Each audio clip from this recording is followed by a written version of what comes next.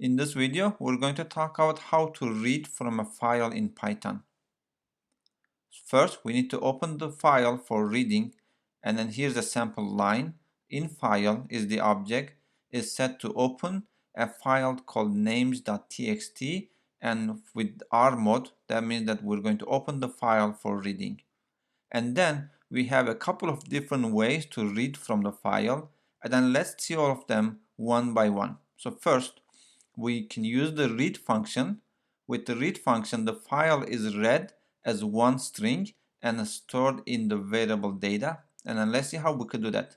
So we can create a data variable that is set to infile.read. And again, the read function reads the entire content of the file and assigns the whole thing to the data. And then we can print data. Or we could do anything else with this. And then we make sure that we don't forget to close the file. And a second way to do it is to use the read line, which can be used to read the next line from file, including the trailing new line character. And then to do that, we could do multiple calls to the read line. Like for example, in this case, we can say for I in range 5, and then create a variable called line and set to infile.readLine. So each time we call this function readLine, it will read the next line and then assign it to the line variable, and then we can process it. Like in this example, we can print the line, the entire line. And then when we're done, we have to make sure we close the file as well. So in this case, it is only 5, but we can do as many as we can, or as many as we want to. So another way to loop through the contents of a file is to read it in with read lines and then loop through the resulting list. And then here's what we can do that. We can say for line in infile.readLines, and again read lines reads the entire file and then creates a list of lines, and then we can loop through that list of lines, and then we can process it. For example, we can print each line one by one, and then we have to close the file. And then finally, maybe the easiest way, Python treats the line itself as a sequence of lines, just like it would do with a list or a string. And then here we can say for line in infile, and then we can directly use the infile object, and then we can process the line, and then we can close the file. So let's see some examples in the Python shell. So let's work on a program that prints a file to the screen. However, before we start, we need a file. So to create a file, I'm going to use the text edit application of Mac. And if you are a Windows user, you can use the Notepad.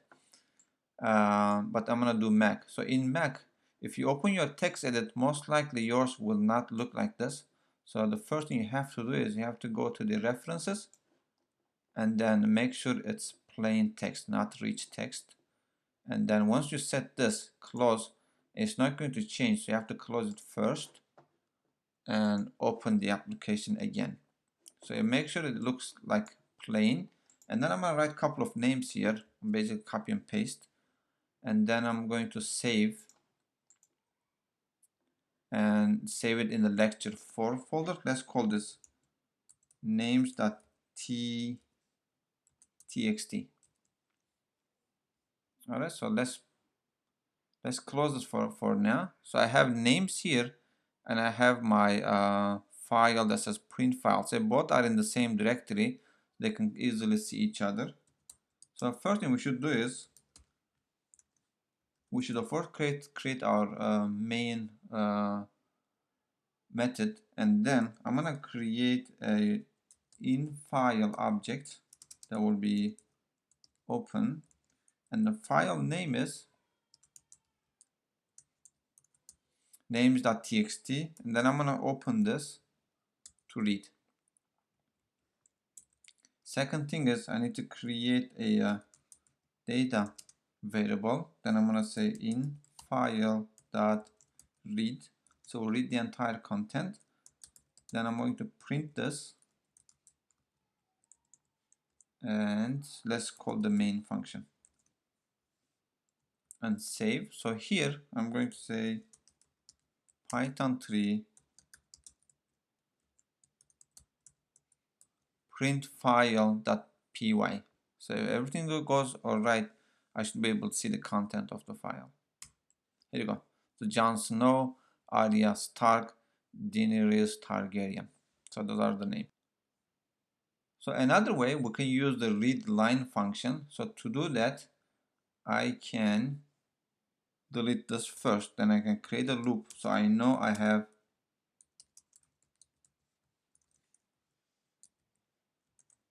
so I know I have 5 names, so I can loop 5 times. Then I can create a line variable, and I will say inline dot read line. So this will write each time we call read line function, it will read the next line, and then we need to print. So we can print the line, and then looks good. So let's try this again. Alright, so we read all 5 lines, and notice something is weird here. He actually creates a new line, so there are 2 new line characters after each one. The reason for this is so print puts a new line character, and the line itself has a new line character. So we have to cancel one or the other. So there are 2 ways to do. I'll show both of you. One way to do is that you can say, you know what, do not print the new line character from the line. It's usually the last one. So this will run up to the last one, but it won't include the new line character. So this is one way, and also both ways. So here we go, 1 line for each. The other way to do is print the new line character from the line string. However, you can end the you can end the print with nothing, so no new line or space. All right, so let's try this one more time. So same result. However, the first option, I feel like this is more common. So do not print the new line character from the line, cancel it out. There's other ways to do as well. Let's try see if this will work. If I don't want to assign the new line to line, I can also do this dot, or not dot, this -1. See if this will work. So since it will return a string, I can call a slicing on a string. So see if this will work. Here we go, it worked. So again, a couple of ways to do. I'll let you pick and choose which one you want to go with.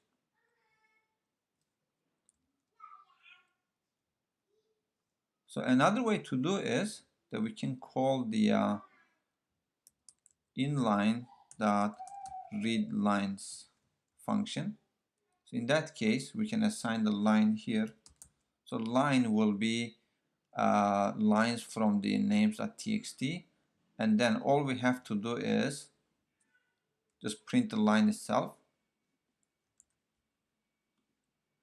Again, we need to handle the extra new line, so I'm going to use this way. So this will read the entire file and then make it a list of that, and then loop through that list. So let's see. So again, work the same way. In this way, if we go ahead and add new lines, more text to the file, we should be able to read them easily.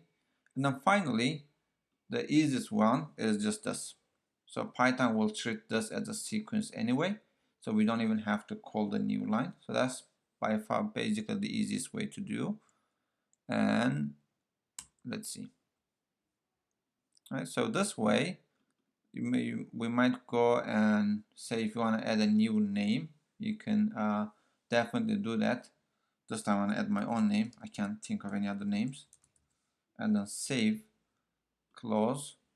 Then I'm gonna run. Here you go. So my name is here as well. Only one thing, the K is missing. Interesting. Okay, I have to hit enter, so I'll make sure that it doesn't cancel out my K. All right, so this time, there you go, I got the K back.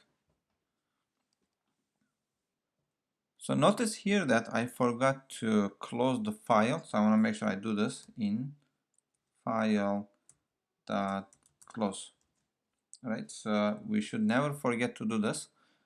And I'm gonna rerun, see what happens. Okay, worked perfectly. The reason why I didn't create any problem is because this was the last thing we did and program was over. So Python kind of took care of it. But in real life, you might have other things that are happening in the file. So you always have to make sure when you're done with the file, you need to close it.